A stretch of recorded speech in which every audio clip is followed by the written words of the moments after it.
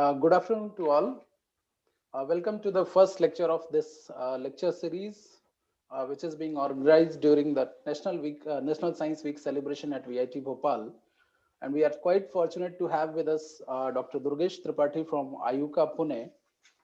He will be delivering the lecture on Aditya mission and its challenges. Dr. Durgesh Tripathi is a professor, scientist G at Inter-University Center for Astronomy and Astrophysics, IUCAA, and heading the Max Planck India Partner Group on the coupling and dynamic of the solar atmosphere. He is also the principal investigator of the Solar Ultraviolet Imaging Telescope suite on board Aditya L1 mission, which is the first space observatory to the Indian Space Research Organization dedicated to the solar observations. Professor Tripathi completed his PhD from the Max Planck Institute of Solar System Research, Göttingen in 2005. For his postdoctoral research, he moved to the Department of Applied Mathematics and Theoretical Physics, University of Cambridge, England, where he spent about 6 years before returning to India and taking up to a position at IUCAA. During his tenure at Cambridge, he was awarded a prestigious research fellowship from Clare Hall. He has also held several positions abroad, such as visiting scientist at High Altitude Observatory, USA, and visiting professorship at the Kyoto University, Japan. In the year 2017, the Physical Research Laboratory, PRL Ahmedabad, conferred him with the Booty Foundation Award in the field of plasma science and technology. In 2013, the Romanian Academy of Science presented the Group Achievement Award in understanding the genesis and evolution of coronal mass ejection to Professor Tripathi and colleagues. Professor Tripathi has more than 150 publications on his name, with more than 2,500 citations. He also has a position of an adjunct scientist at the Indian Institute of Astrophysics, Bangalore, and an affiliated faculty at the Center of Excellence in Space Science, India, and at the Indian Institute of Science, Education and Research, IISER, Kolkata. Currently, he is a member of the editorial board of proceedings of Royal Society, A, and the chair of Coronal Loops Workshop Steering Committee. He is also a life member at Clare Hall, Cambridge Astronomical Society of India, ASI, and International Astronomical Unit, IAU. So we welcome you, Dr. Tripathi, in this lecture. I hope that audience will be enjoying the interaction with you. So we'll open after the first Dr. Tripathi will be speaking, and then we'll open the forum for the discussion. So over to you, Dr. Tripathi, please. Yeah, hi, good afternoon, everyone. Thank you, Dr. Tripathi, Sarat Tripathi, for inviting me to give this talk and science in our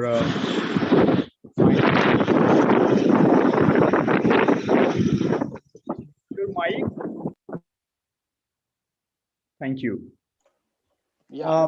So it's a pleasure to give a talk, and it's a pleasure also because I would be talking mostly to engineers from VIT, and the reason is that the engineers are the people who actually built these instruments, high-tech instruments, which scientists like us use the data from. So engineering is one of the most important aspects of all the space science astronomy which scientists do. And you might have realized just the landing of Perseverance on Mars, and the kind of engineering people had done to make that happen. Now here, my talk is titled originally as Aditya L1 mission and its challenges, but I've slightly modified it and said the title as Studying the Sun with Aditya L1 mission of ISRO. So my plan here is to essentially talk to you about why study the sun, what are the challenges to study the sun, and then what are the challenges essentially to bring instruments or telescopes which facilitates such studies. And on the first slide, what you see, these are all observations taken by world-class instruments, state-of-the-art of the sun. So, for example, in the top left corner, you see the sun observed in ultraviolet, extreme ultraviolet rather. And in the right hand side, you see a portion of the sun again that is taken in calcium line. So calcium is around 3,800 angstrom, which you can also see from ground telescope, but that is taken from a space-based telescope. And at the bottom, there are two. One is, you see this dark ring, which is surrounded by these hair-like structures. That is called Sunspots, and that is taken from a ground-based telescope, which is Swedish solar telescope. And all you see is this convection pattern on the surface of the sun, where you see this bright thing which is coming up. So essentially, it's like boiling water, if you like. And why am I putting all these observations together? Because our Aditya L1 mission, which is in the bottom, as a model is shown in the bottom left corner here, that is essentially going to provide observations from all these layers, including sunspots and the creating eclipses. Okay, now, so why do we study the sun, right? I mean, one of the fundamental questions anybody would ask is like, okay, sun is there, rising in the east, setting in the west. What is so important about it, and why should we be studying it?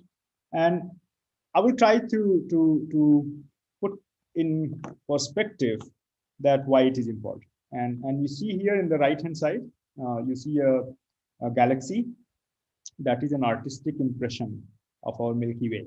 Milky Way is our Akash Ganga. It's an artistic impression because we cannot image our galaxy like that, but we know that it's a spiral galaxy, and there are many galaxies like that in the universe, and this is one of those galaxies. And in a given galaxy, there are about 100 billion stars, right? So any galaxy you take, including ours, there are 100 billion stars. And our sun is not a special star when you talk in terms of galaxy, but it's just an average star, which is located far away from the center of the galaxy. So this, if you define as the center of the galaxy, these are the spiral arms. Then our sun will be somewhere really far away from the center of the galaxy.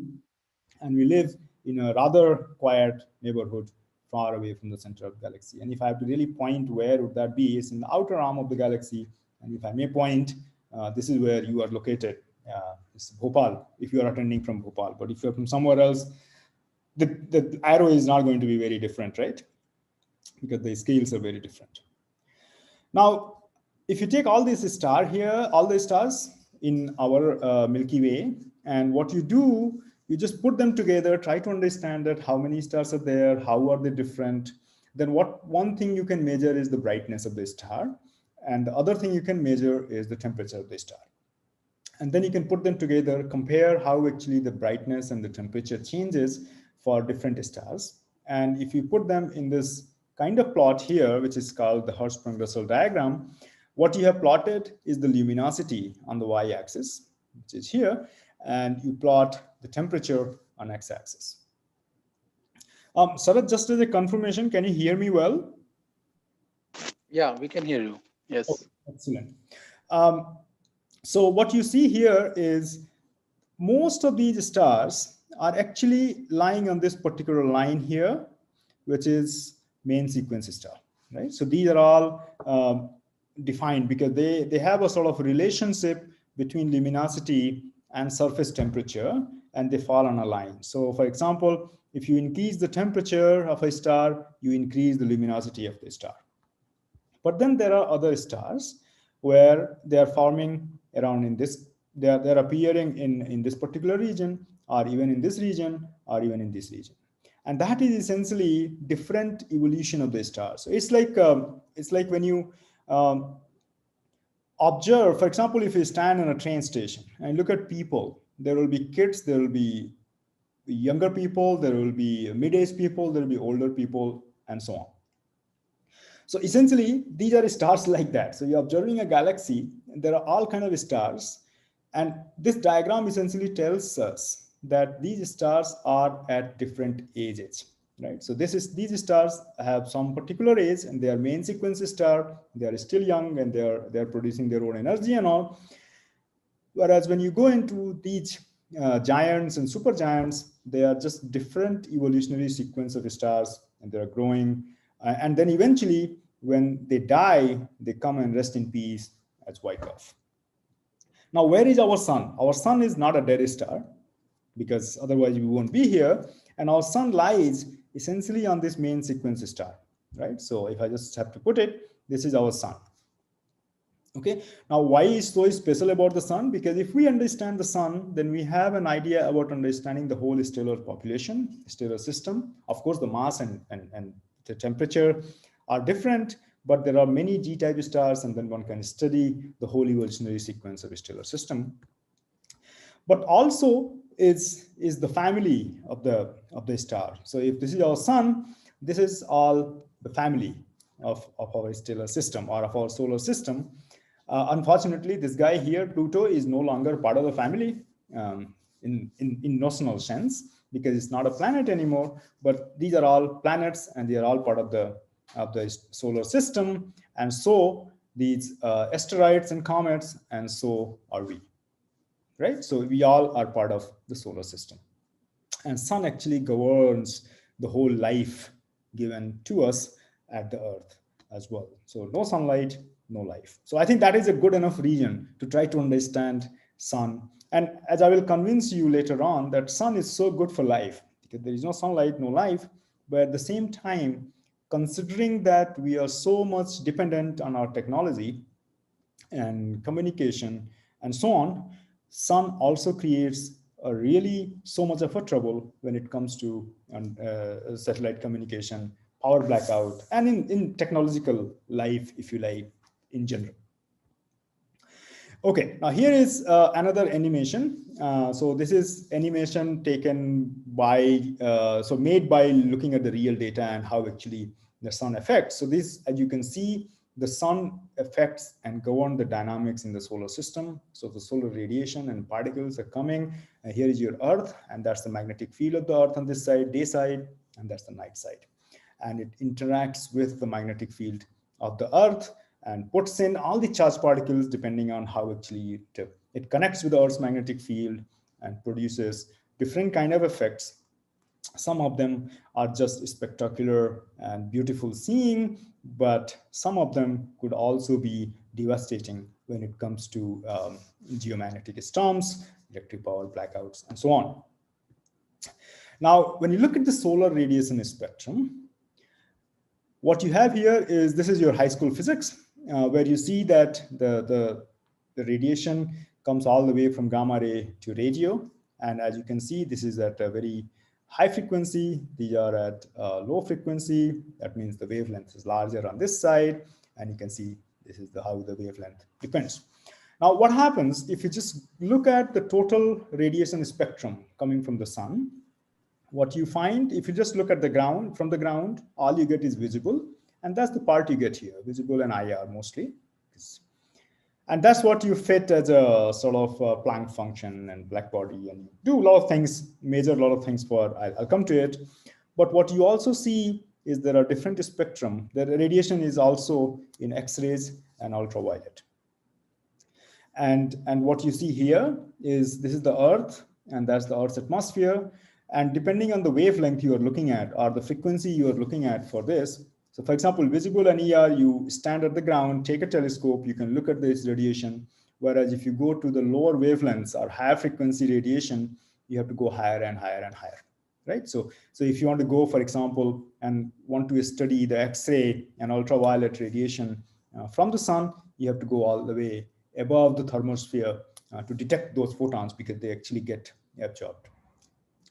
Now, the question one would ask, like any stellar system or the solar system or the sun you look at, the question one would ask that how does the sun produce the radiation in all these wavelengths, right? I mean, that is one of the first physics question one would ask. Like, I'm looking at an object, why do I see it that way, right? Why do I detect such and such photons from a given object. So the visible part of the spectrum, if you look at, so for example, if you take a spectrograph at the ground and just look at the visible part, because that's what the handle you have at the moment. Before you went to space, that's how the handle you had. And what you found was that this is the lower part of the UV. Some of them, if you go really in high altitude, you get this part. But visible and infrared is mostly you can measure from ground. And these are the absorption from the water molecules and oxygen. At those wavelengths.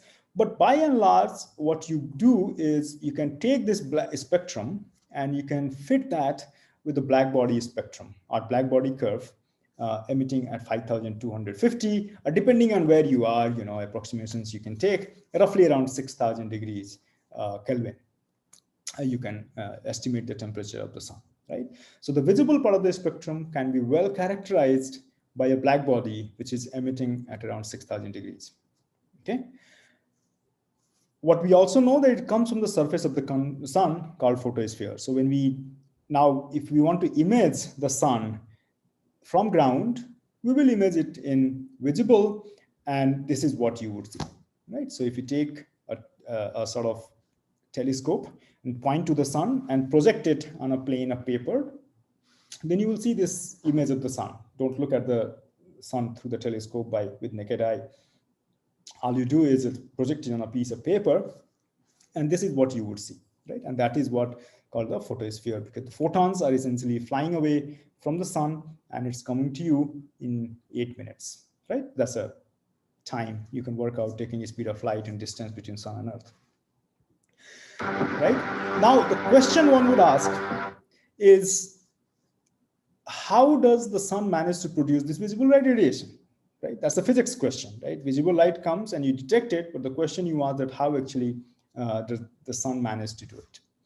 And the way we know it now is because the sun is as a compact body and it is in gravitational contraction phase, whereby the density and temperature becomes so much that it starts fusion of hydrogen, right? So fusion of hydrogen means it's a proton-proton reaction. So where you see this PP cycle, this reconnection, fusion takes place, and eventually what you end up with, so there are different reactions which goes in, and most prominent reaction is this PP chain, where you have two protons, they come collide with each other, and that goes against the sort of Coulomb's law, if you like, in a very standard way, that how do actually two protons come together. And that is because the density and temperature is so large that it goes away from the, or within the nuclear barrier, if you like. And then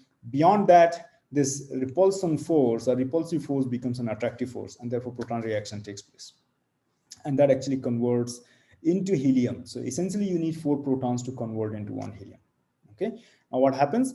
They collide at the core of the sun, and every second the sun converts about 1 billion ton of hydrogen into helium, right? So you can imagine how much active the sun's center is.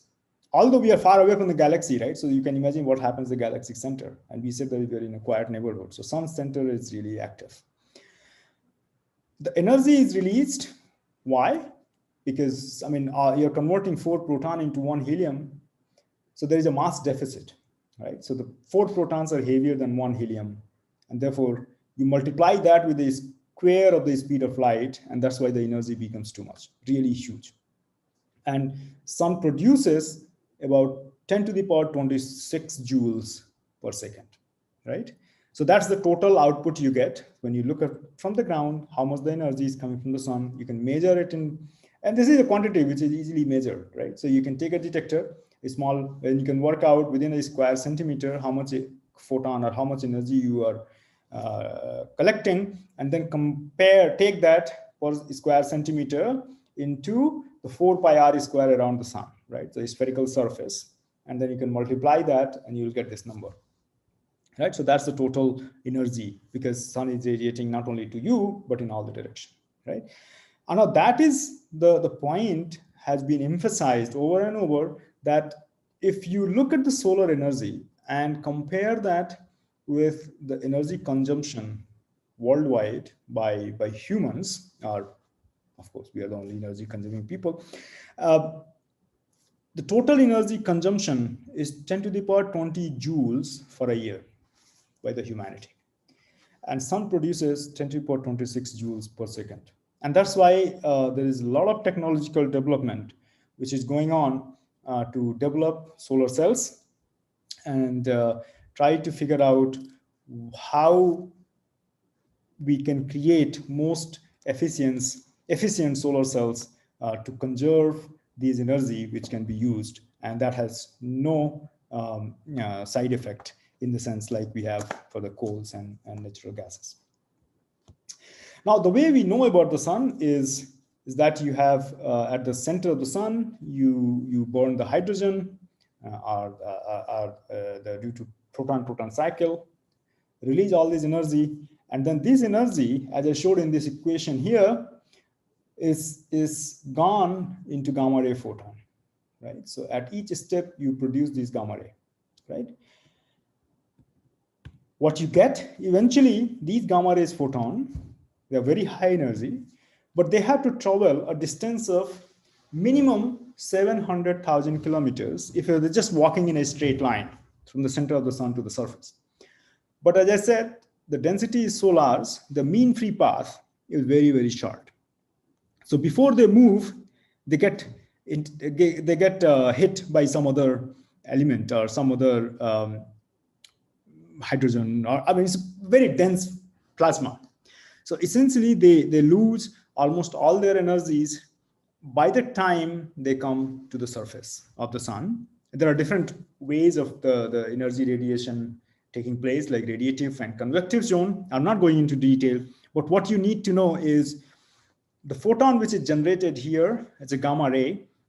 It takes about 1 million years, if I'm not wrong, to travel a distance from center to the surface of the sun. It loses almost all its energy and becomes visible like photon.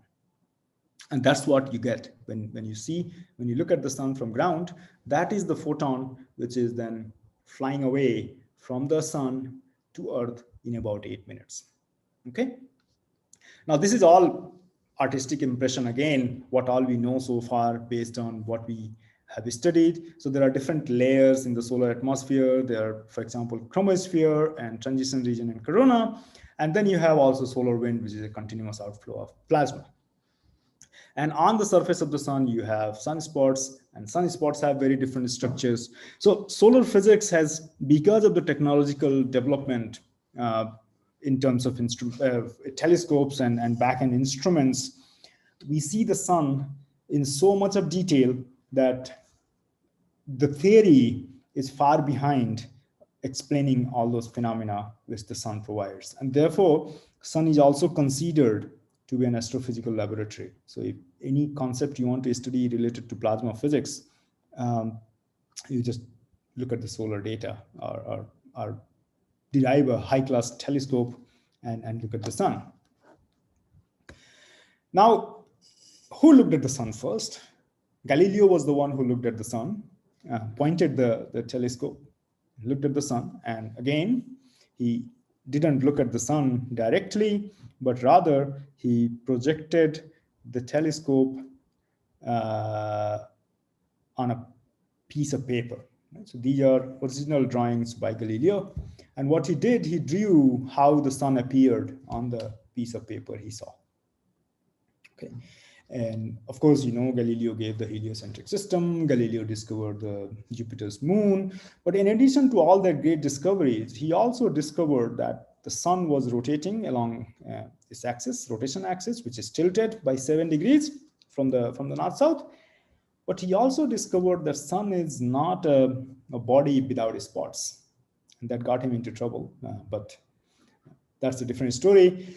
What he found was that there were different spots and they were appearing in 2 different kind of belts. They were not appearing everywhere on the surface of the sun, but they were predominant belts where these spots were appearing, and also they were appearing and disappearing when you looked at those. And those were now called the sunspots. Okay.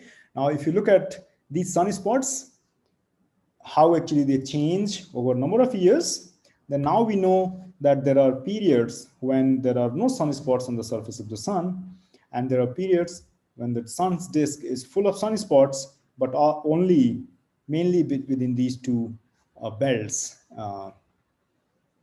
across the equator, the surface of the sun. Now, that gives you the another question, that why would the sun have no sunspots at some point and many sunspots at other time?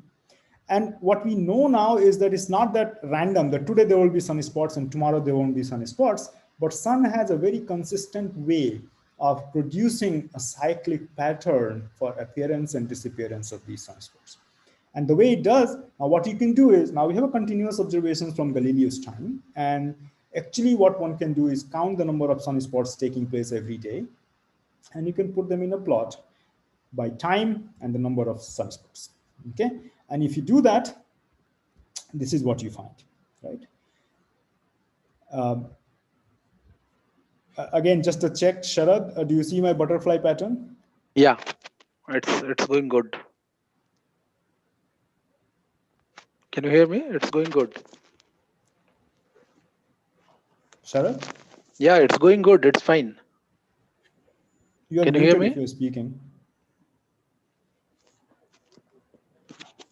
Can you hear me? Sharad, can you hear me? Yeah, I can hear you. Okay, so the butterfly patterns are coming. Yeah, it's going good. You okay. Can continue.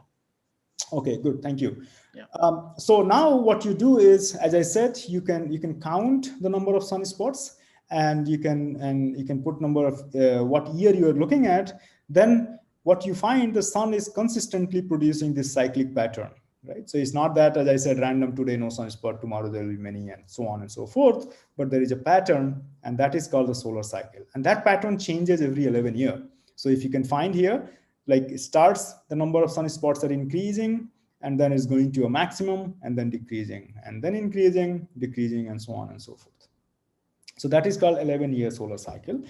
But now what you can also do with the good technology and good resolution data, you can look at these sunspots and you can define a coordinate system. For example, we did define a coordinate system for different places on Earth. We can define coordinate system for different places on Sun. So the way it is defined, the north and the south and the east and the west. Notice this is opposite to what we know of for Earth, because here is east, here is west. In map for world map, east is here, right?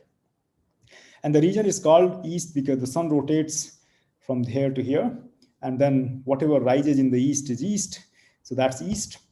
And what you can do then is 90 degrees, 90 degrees, 90 degrees, 90 degrees, plus minus 90 in the pole and plus minus 90 in the equator.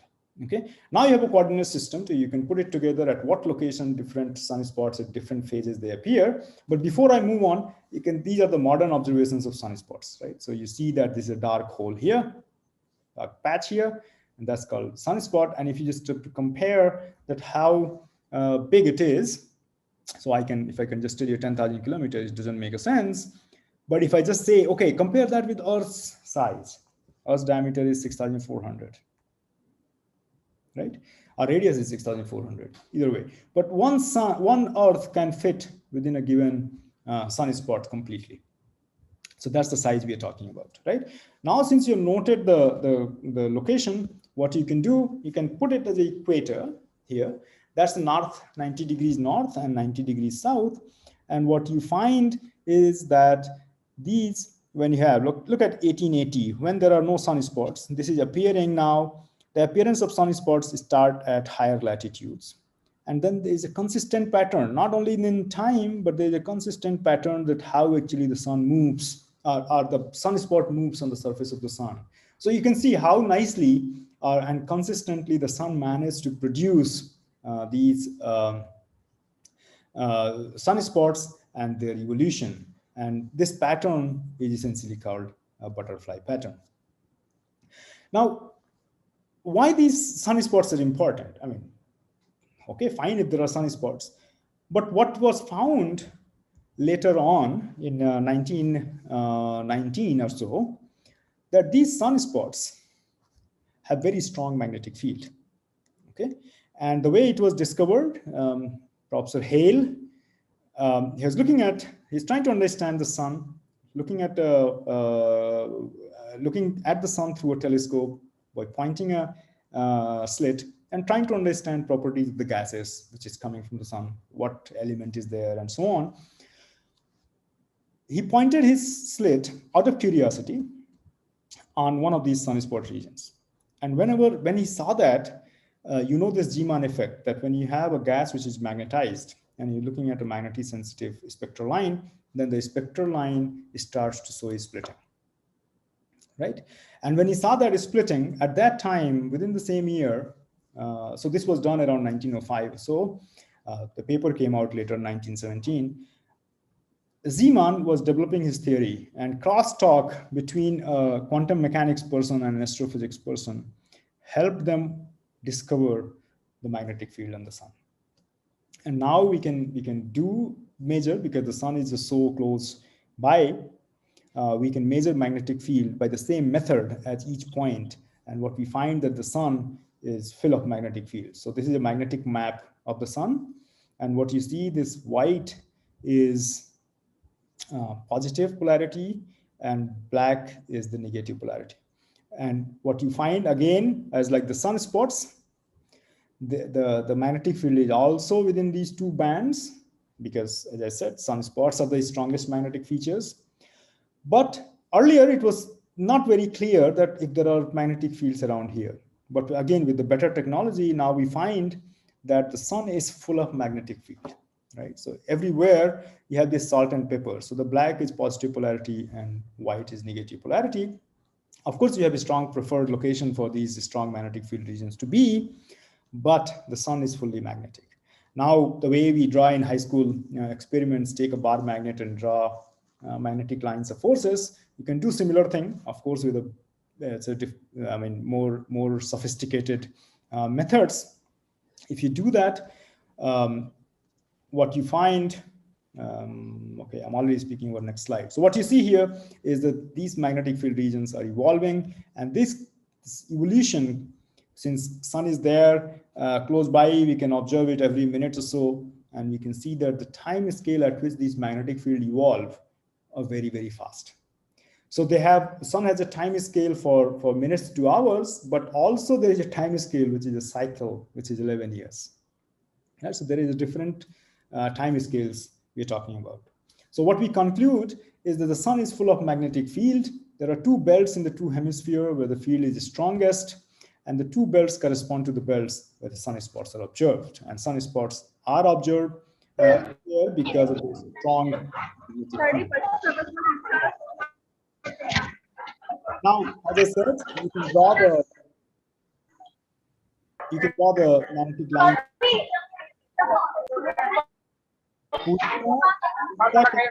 Okay, Mike, please.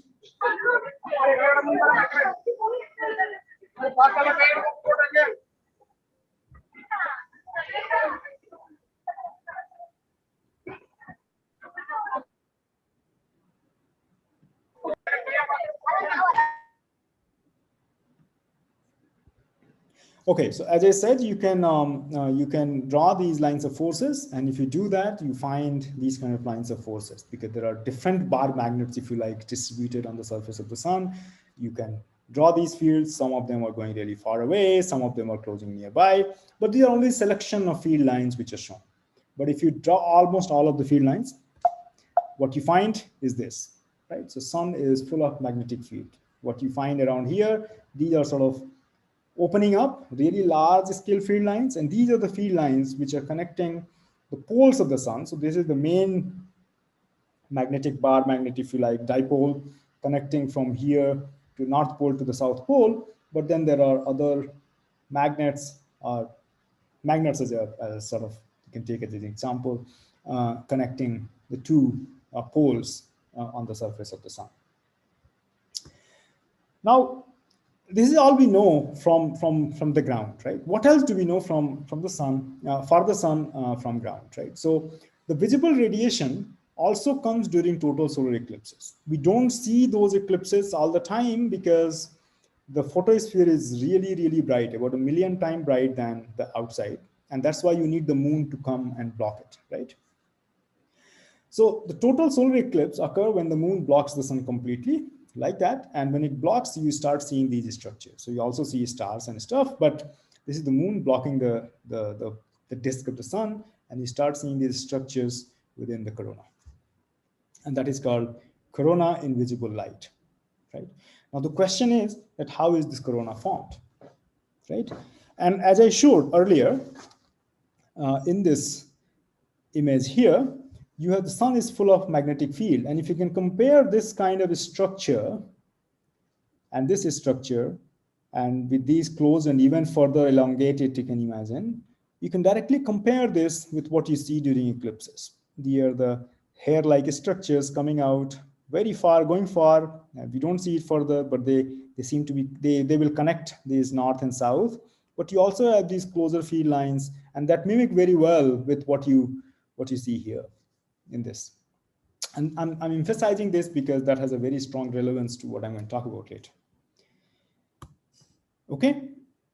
Now, how actually you form this, right? Because it's a magnetic field, but you don't see magnetic field directly, isn't it? Because if you have a magnet, you don't see the magnetic lines of forces unless you draw on a piece of paper, right? So you need to have some light coming from that region to show this.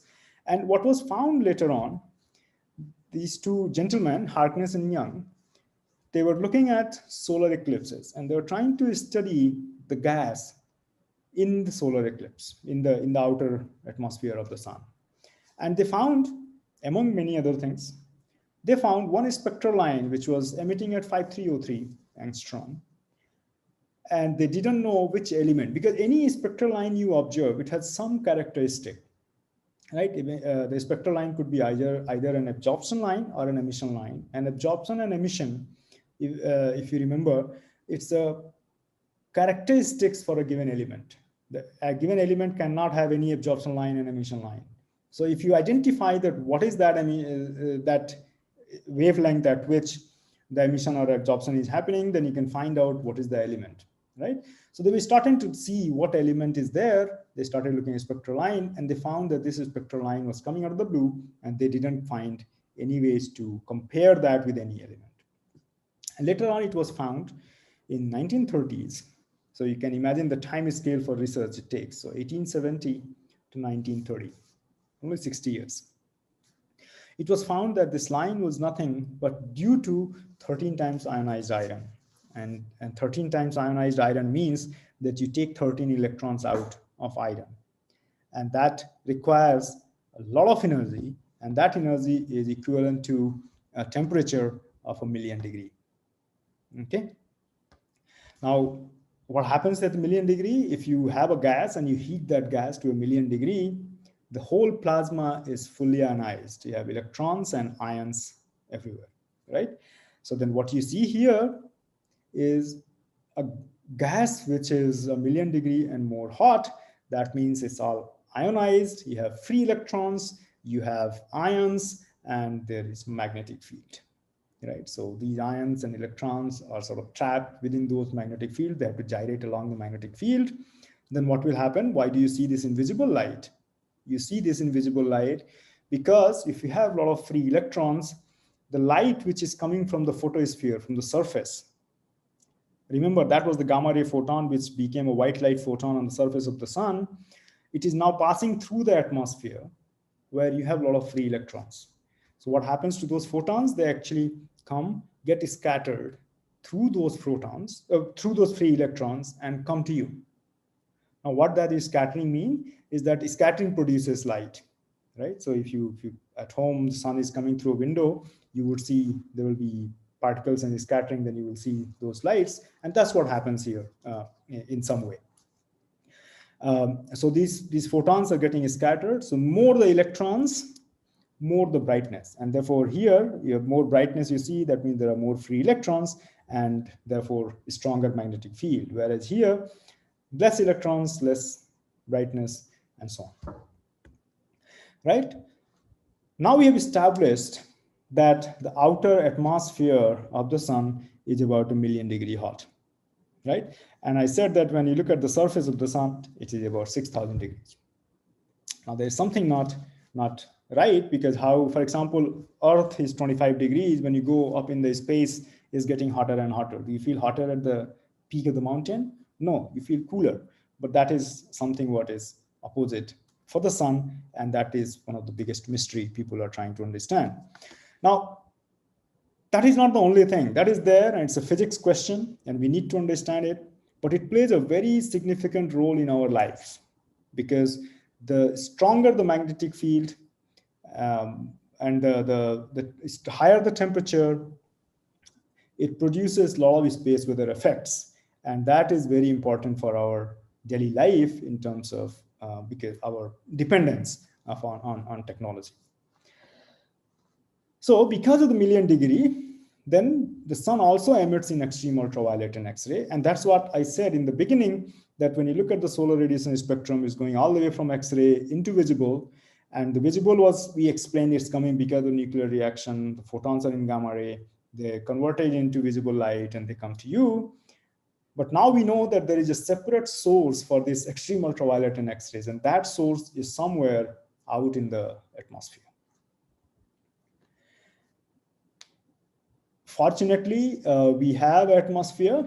Earth has an atmosphere, and this high energy photons, UV and X-rays, they get absorbed within that atmosphere. And that's the picture I showed earlier, and they get absorbed here, they don't come to you. And because they get absorbed, they heat the gas in the atmosphere of the Earth, and that creates a lot of problem for drag forces for satellites. So for example, if you put a satellite in the Earth's atmosphere, it could be a communication satellite, or it could be any kind of satellite, astronomy satellite.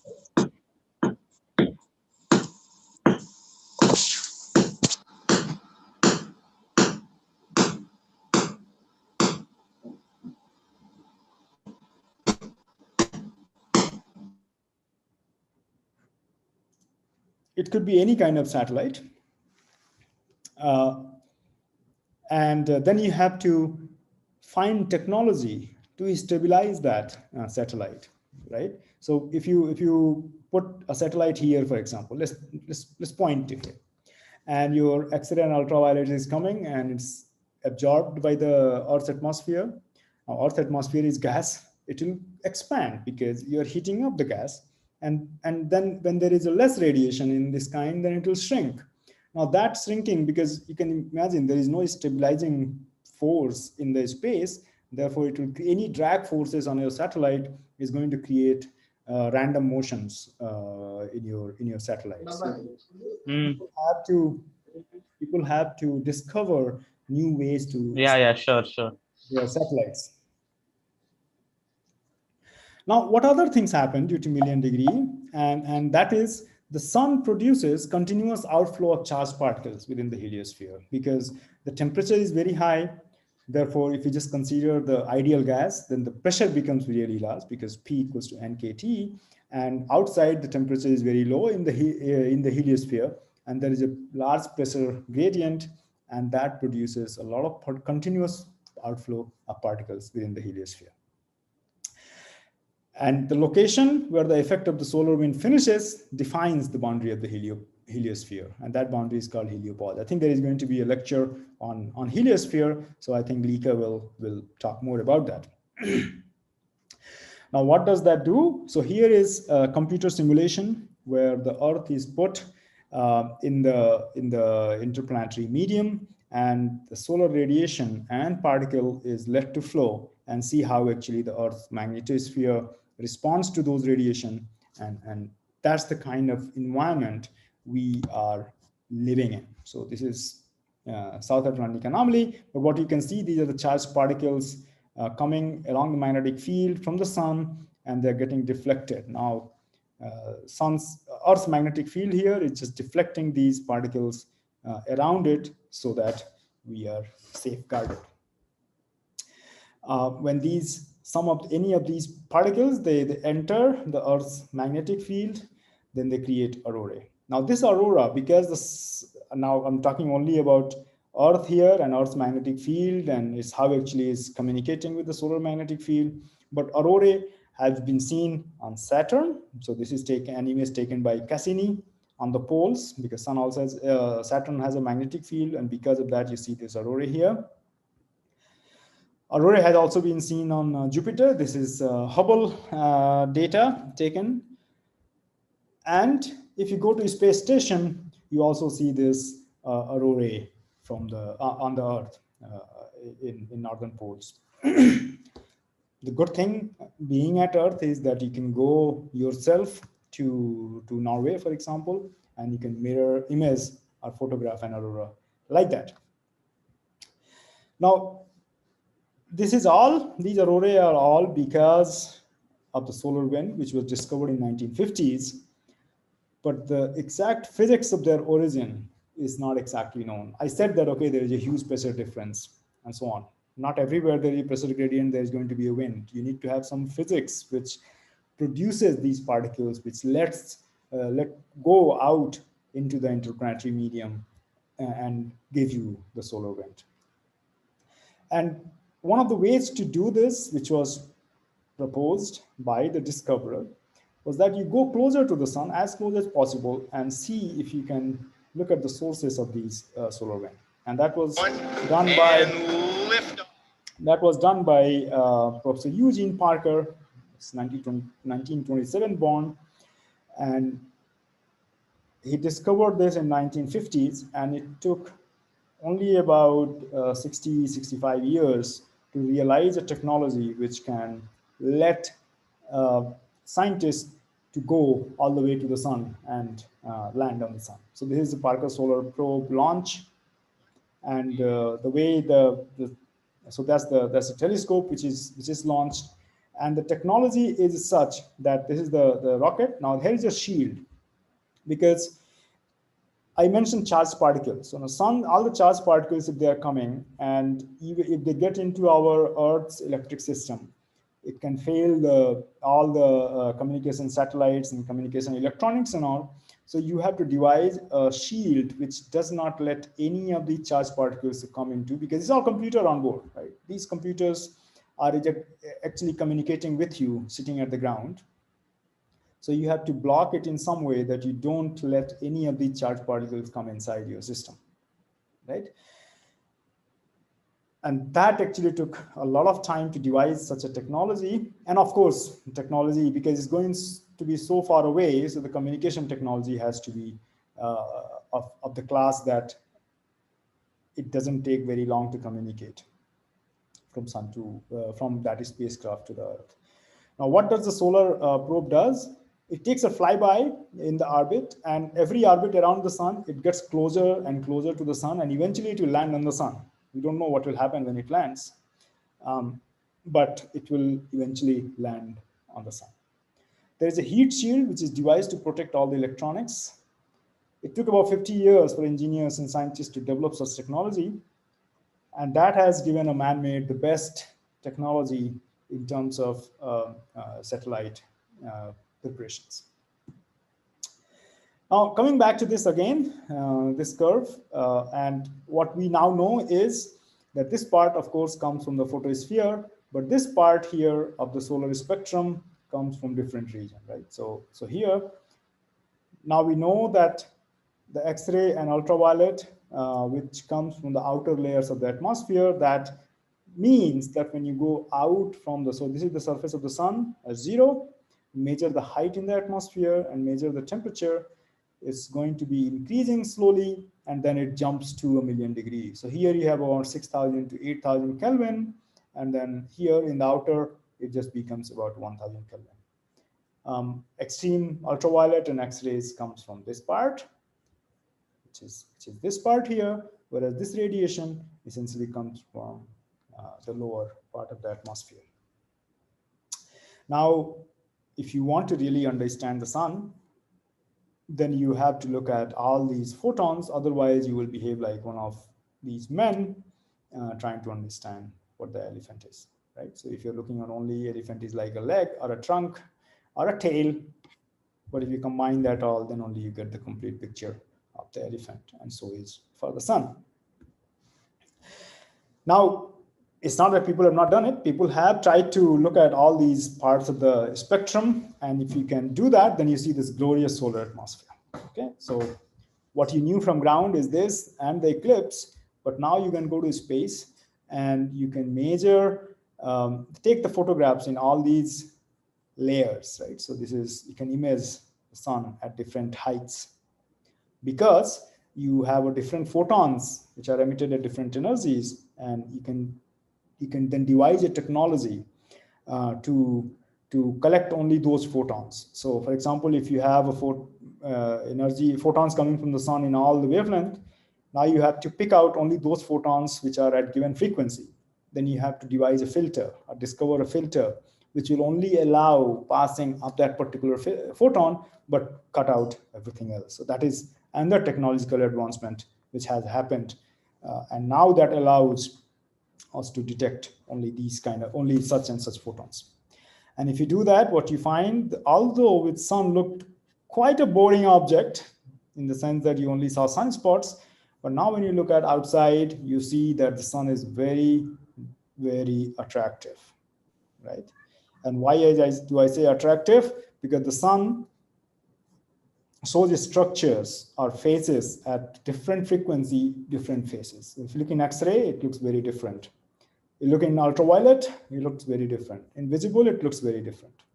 So I like to call that the sun is hot because it's not only 6,000 degrees, but it is also emitting in 1,000,000 degrees.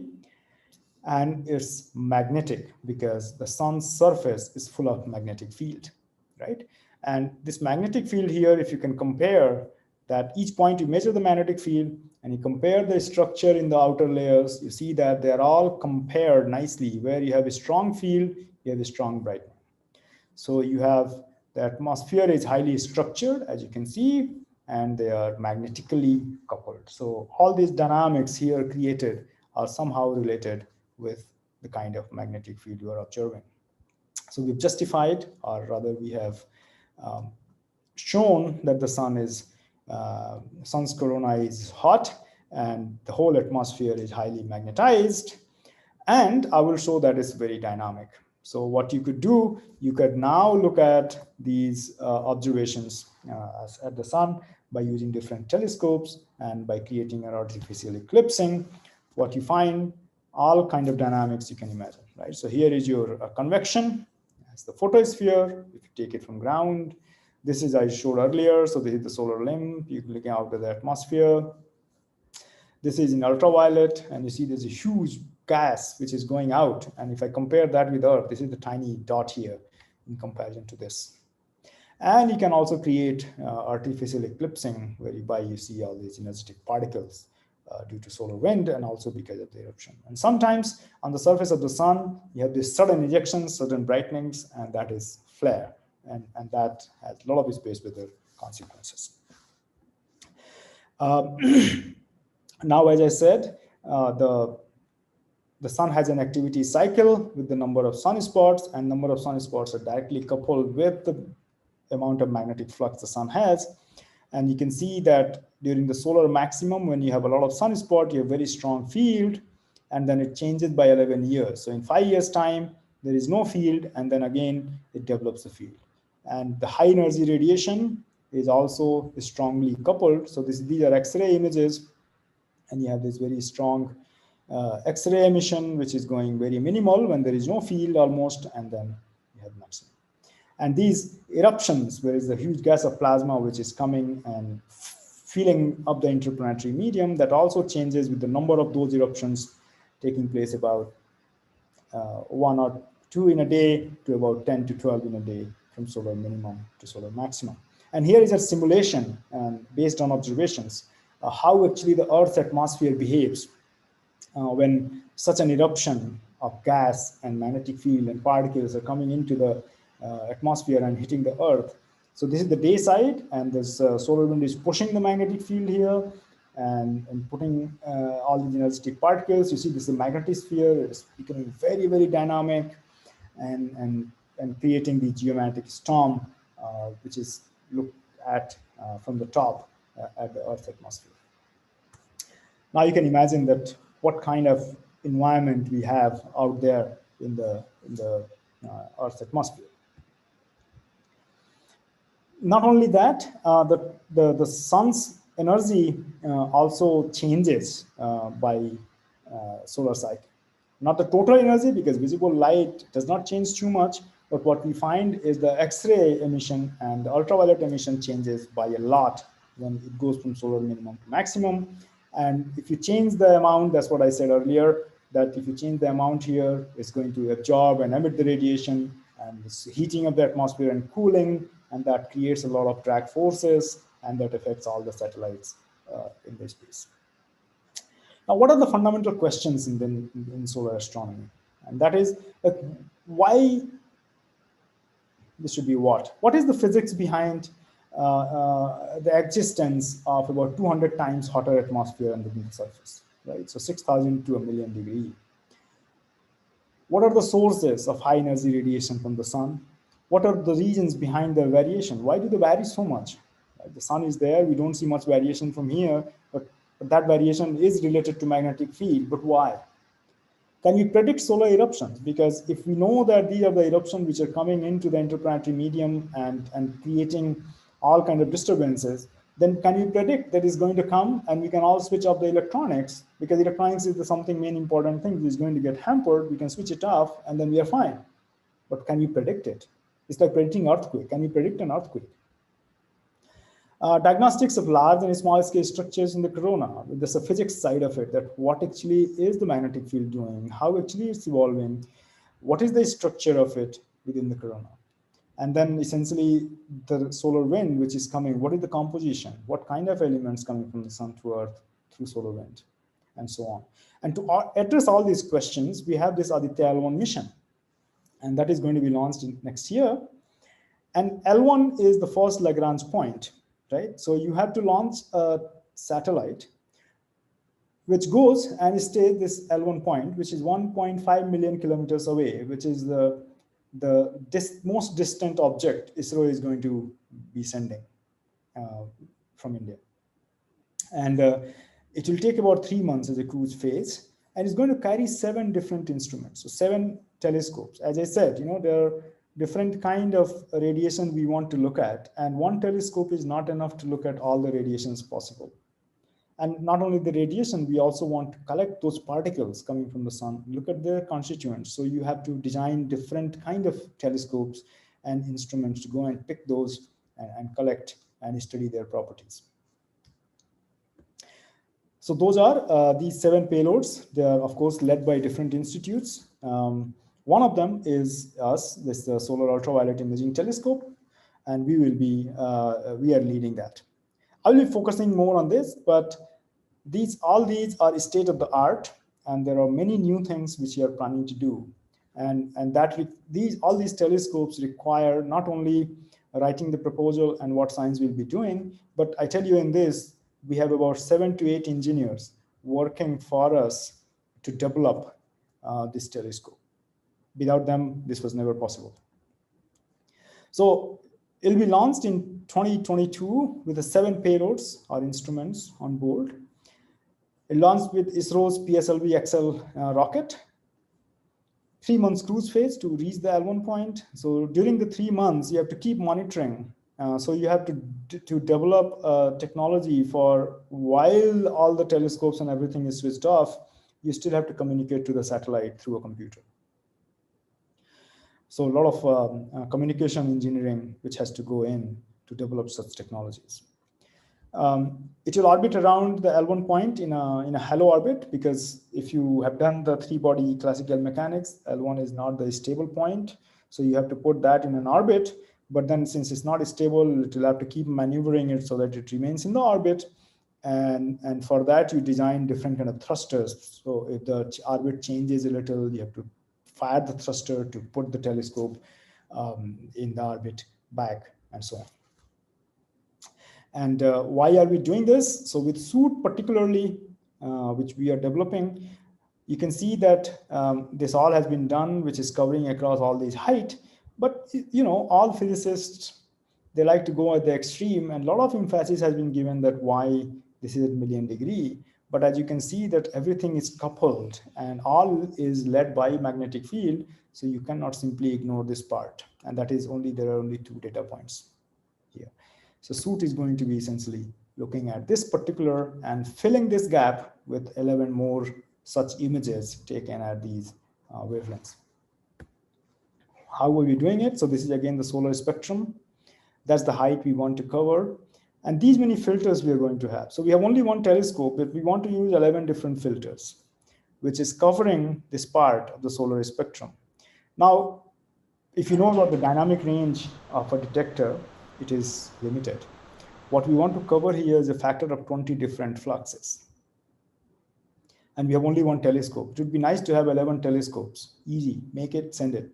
But since we have 11 different filters and we have only one telescopes, we have to deal with such a dynamic range, right? I also mentioned that the total energy content in this part is very tiny to the total, in comparison to a total energy content or total energy radiated out from the sun, right? Now, if you let the total energy come inside the telescope, your telescope will get heated. And you know, as an engineer, that if you heat any surface, it gets deformed. Now, if you have mirror systems, it gets deformed, then the image quality in the optics will never come the way you want. So you have to devise already a filter in the beginning that cuts out all these light and only let a fraction of this light inside your telescope and rejects everything without getting heated, right? So that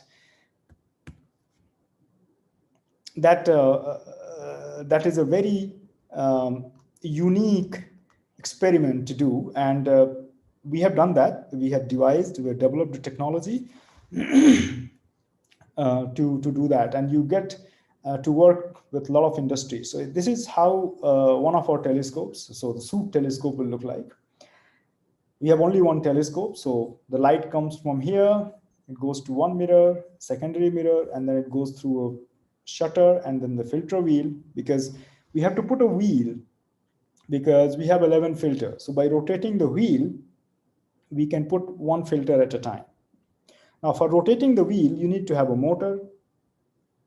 The motor has to be space qualified. So they are all newly designed, everything in a way that it sort of satisfies our need, in the sense the way we want to rotate it, the way we want to observe it. And this is a shutter to control the exposure. In a camera, you have a shutter. There is also a shutter here. Now, the most important part is this, which I mentioned, and that is the filter, which is rejecting out all the light, but the light within the wavelength range, but not the whole light within the wavelength range is coming in, because that will also heat the telescope. So only about 0.1% of the total light within the wavelength range which is required is allowed to come in. And that is developed by one of our graduate students. She had a engineering degree and did a PhD in astronomy with us, where she developed working with an industry by different materials and different coatings on a system that now allows only the amount of light we want it to go.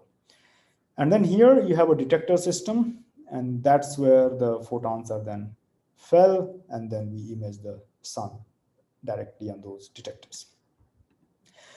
So in summary, Aditya mission is to be launched in 2022, that's a typo, and it will observe all the way from hard X-ray to infrared and provide the comprehensive view of the sun from photosphere to the corona. And not only the radiation, but we'll also have measurement of particles. There are a lot of things we are doing for the first time. I only mentioned about our one telescope because just didn't have time, but there are many things we're doing for the first time. We are measuring coronal magnetic field from space. We are measuring the specially resolved spectral irradiance in NUV. We are doing remote sensing from hard X-ray to infrared and particle in situ measurements of the of particles as well as from the magnetic field from the same platform. And then we will also combine that with many other international instruments and observatories for complementary observations, and look forward to do a lot of exciting science with that. So with that, I finished my talk. And thank you very much for your patience in listening me. And I again thank you very much to VIT Bhopal, and particularly to Sharad for giving me this opportunity to interact with you. Thank you. Yeah, thank you. Thank you so much, sir. So we'll slowly now open for the discussion. So we have received till now plenty of questions, and I'll be reading out for you, and then so you can stop the presenting so that we can interact. Your video will come on the screen. Okay. Yeah, yeah. So I'll read out the questions one by one. I'll take the name of the person who has asked the question and their affiliation, and then you are requested to respond that accordingly. Sure.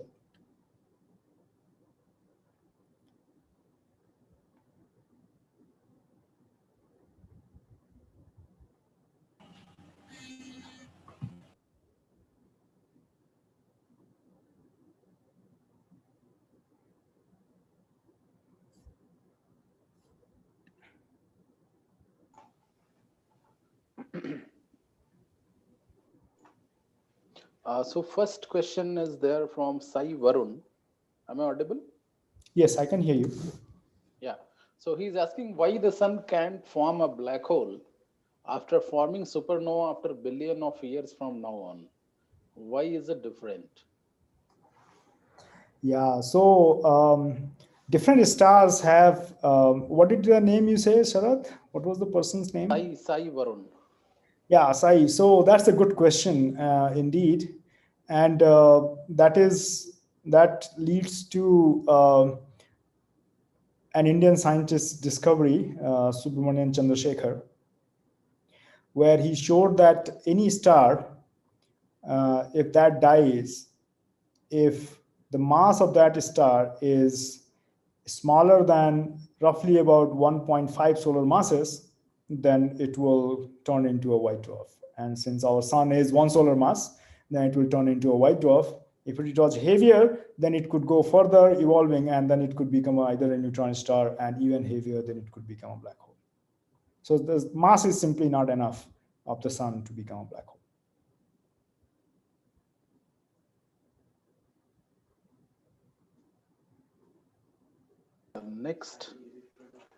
Next question is there from Triveni. So she's asking, do sunspot cycles affect the Earth? Oh, yes, indeed. I think I did make a point explaining that. So the sunspot cycle, I mean, as it is, you will not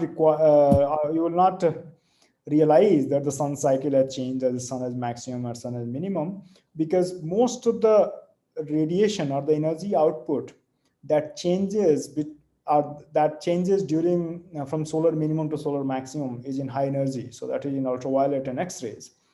And that is the radiation which gets absorbed within the Earth's atmosphere. So you sitting at the Earth, you will not realize it. However, the satellites you have sent in, they will realize, because these radiations will create drag forces, and then you have to, so all these engineers who are controlling those satellites, all these scientists who are controlling those satellites, they will realize the sun is changing from minimum to maximum. So in that way, it does affect the Earth, yes. You might have auroras, you might have geomagnetic storms coming in, but they are more like a rare event, at least for Indians. Whereas if you are in higher latitudes on the Earth, you might see more aurora due to different kind of eruptions during solar maximum. Yes. Yeah, so there is another question from Mr. Robin. He's our first year aerospace student, and he's asking that how and where cosmic rays are produced and why cosmic rays don't travel in rectilinear path in space. So they have recently joined that institution.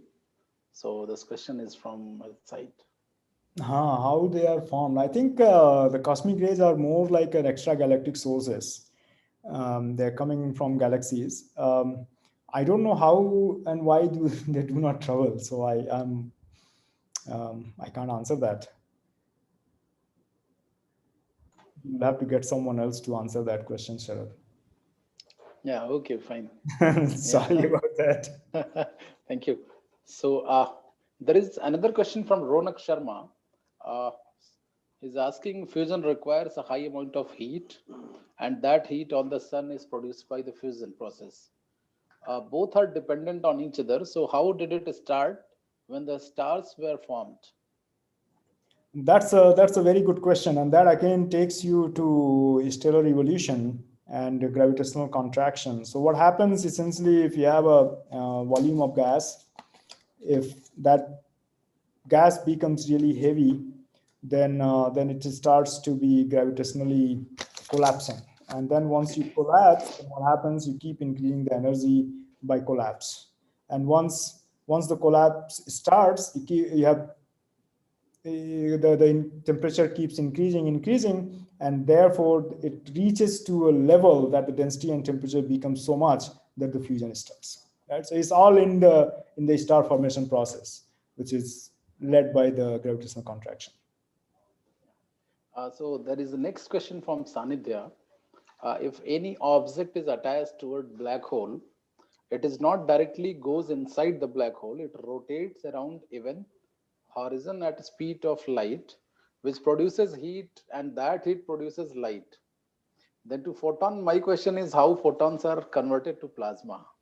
So it's a big question. He is trying to relate the things.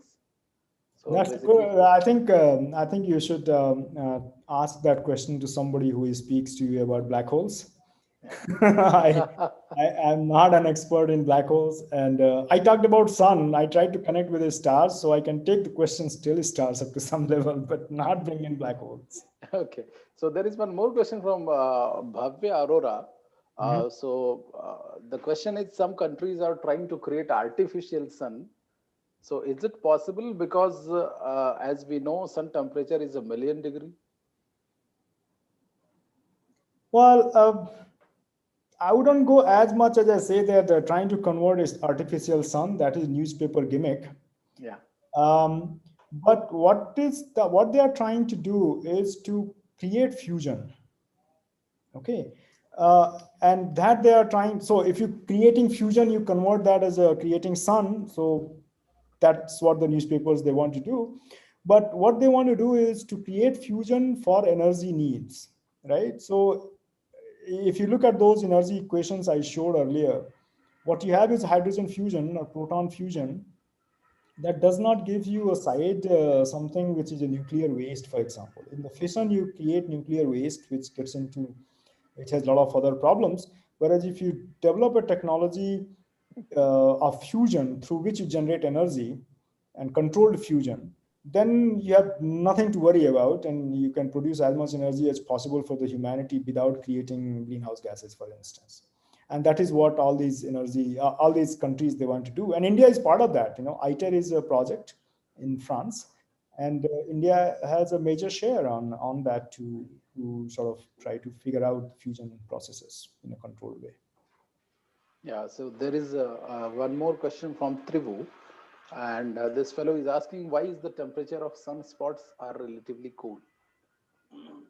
That's a very good question. That was the question I was asked um, when I was, I think, during my PhD interview. Um, but yeah, that's a good question, and the answer lies into the fact that there are sunspots, and they have very strong magnetic field, and so there are two answers. One is a very simple one, and I'll give that as a homework. Depending on what you are doing, you can work it out. So if you look at the pressure balance inside a sunspot and outside a sunspot, and consider that the density is same inside outside, and consider that magnetic field inside the sunspot is about 1,000 Gauss, and outside sunspot is about 10 Gauss, then work it out, that inequality, and then the only way you will find that the pressure balance will occur if the temperatures are lower within the sunspot. The more involved answer is that since you have a strong magnetic field, that prohibits the convection. Convection is just the plasma which is coming from inside and bringing the heat and then going in.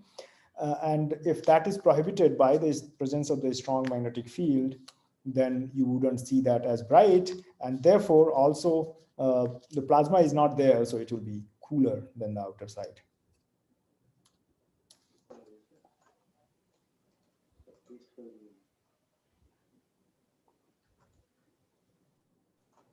Yeah, so there is another question from Sai Tharun. He has asked, as we know, some of the studies prove that Mars has an ability for survival of humans. So, as you said, that sun's energy decreases as it reaches Earth, then how it is possible that energy released by the sun reaches Mars, as it is more far compared to the Earth? No, I didn't say at all that the sun's energy decreases when you go towards the Earth. So, what does it mean? What I believe he is talking about the flux value because it is far away from as compared to Earth. Right. I mean, that's how. I mean, that's a good question actually, because you take these quantities into account when you are looking at the habitability zone for a given planet from a star, and it appears that the Mars still appears within the habitable zone. So, for example, when you detect a lot of exoplanets, right, within different stellar systems. What is the point detecting those? And the point is that people are trying to find extraterrestrial life, right? So first thing, you can detect a planet, so what? How do you work out that this planet can have life or not? And then therefore you work it out, what is the habitability zone for a given star, because a given star has a sort of energy output, and you cannot live on Jupiter. You cannot live on Mercury, for example, is very close because it gets too hot. Whereas if you look at the Mars, then it still comes within the habitable zone, and therefore you can sustain life. So that is there. I mean, of course, the energy, the fluxes are lower, but then it is still in the habitable zone. Yeah, okay. So there is one question from GB Raghav Krishna, and he's asking that is it possible for the sun's rotation to generate an accretion of magnetic field which let out solar winds? What does it mean by accretion? Basically, actually, what he was trying to say that there is somewhat enhancement of the magnetic field. So probably he is asking that about coronal holes, how it is generated there. I mean, so actually you have a seed field within the star or within the sun, and the rotation of the sun is it's not a solid rotation, it's a differential rotation. And that's actually, then if I can think of it, it's a very good question. What essentially he's asking is how it is generate the magnetic field, and that is because the sun has a differential rotation, and it takes the small field and it amplifies the field. So 10 Gauss field becomes 10 to the power 5 Gauss field and amplifies, and that field actually then creates all these sunspots and all that.